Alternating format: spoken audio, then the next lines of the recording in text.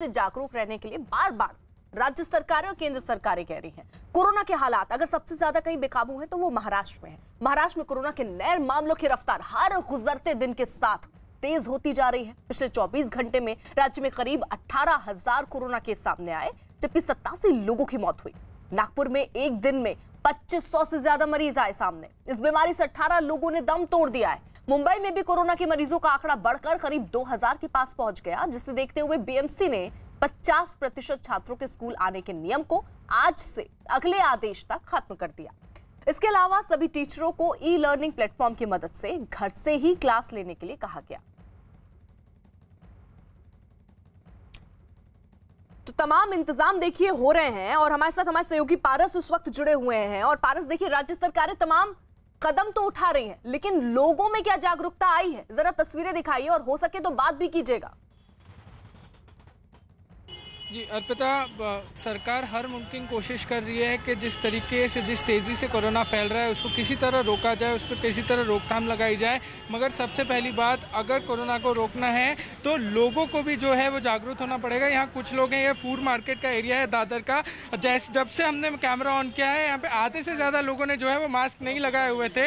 अब सारे लोग मास्क लगा रहे हैं। कुछ लोगों के मास्क जो है वो नीचे थे। दादा, मास्क क्यों नहीं लगाया आपने? और लोगों को आपसे कोशिश करेंगे। आधे से ज़्यादा लोगों ने यहाँ पे मास्क नहीं लगाया था। जब से कैमरा ऑन हुआ है अर्पिता, सारे लोग मास्क लगा रहे हैं।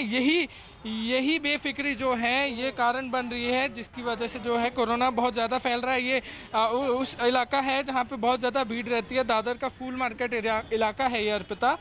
भीड़ बहुत रहती है। आसपास हम कहीं बीएमसी के लोग भी नहीं देख पा रहे हैं। बीएमसी मार्शल्स तैनात किए गए हैं जगह जगह, जहाँ पे बढ़ती हुई भीड़ को रोकने की कोशिश होती है, मगर यहाँ पे वो भी नहीं दिख रहा है जहाँ बीएमसी की तरफ से होना चाहिए था कि ऐसे इलाकों में बीएमसी मार्शल्स जो हैं वो तैनात किए जाने थे, जहाँ से वो भीड़ को हटा सकें या जो लोग मास्क नहीं पहन रहे हैं, ठीक से नहीं पहन रहे हैं, उनको फाइन लगा सके। बट यहाँ इस जगह पे ऐसी कोई तस्वीरें हम नहीं देख पा रहे हैं, ना ही हम कोई बीएमसी के लोग या बीएमसी मार्शल्स देख पा रहे हैं जो यहाँ पे लोगों को रोक सके या लोगों को कह सके कि आप ठीक तरीके से मास्क पहनिए।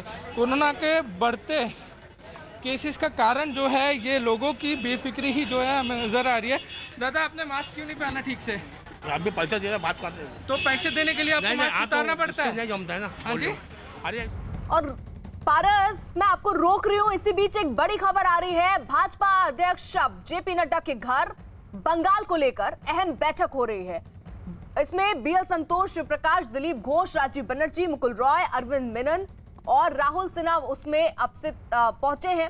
11 बजे आपको बता दें ये बैठक शुरू होगी जेपी नड्डा के घर पर। तो बड़ी खबर इस वक्त की सामने आ रही है, बंगाल पर किस तरीके की रणनीति आगे होनी है।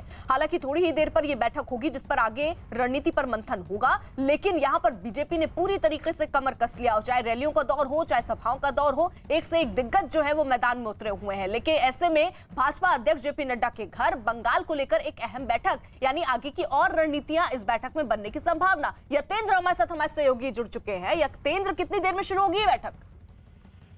देखिए, अब से कुछ देर में ही ये बैठक शुरू होने वाली है। बंगाल बीजेपी के करीब करीब सभी नेता बीजेपी अध्यक्ष जेपी नड्डा के घर पहुंच गए हैं, जिसमें दिलीप घोष, कैलाश विजयवर्गीय और शिव प्रकाश, ये ऐसे नाम है। मुकुल राय भी इसमें है। और अब कुछ देर के बाद मंथन शुरू हो जाएगा जेपी नड्डा के घर पर, क्योंकि इससे पहले बीजेपी 4 चरणों के 123 उम्मीदवारों के नामों की घोषणा कर चुकी है। इससे पहले की अगर बात करें, जो पहली लिस्ट आई थी उसमें 57 उम्मीदवारों के नाम की घोषणा की गई थी, और उसको एक अगले दिन ही 3 उम्मीदवार जो बाकी रह गए थे पहले चरण के, उनकी भी घोषणा कर दी गई थी। उसके बाद तीसरे चरण के 27 और चौथे चरण के 36 उम्मीदवारों की घोषणा की गई। तो आज शाम को बीजेपी केंद्रीय चुनाव समिति की बैठक करीब 7 बजे बीजेपी मुख्यालय में होगी, जिसमें प्रधानमंत्री मोदी और गृह मंत्री अमित शाह, बीजेपी अध्यक्ष जेपी नड्डा समेत सभी चुनाव समिति के सदस्य होंगे। तो उससे पहले का ये मंथन है जेपी नड्डा के घर पर कि मोटे मोटे तौर पर तय कर लिया जाएगा कि किस सीट से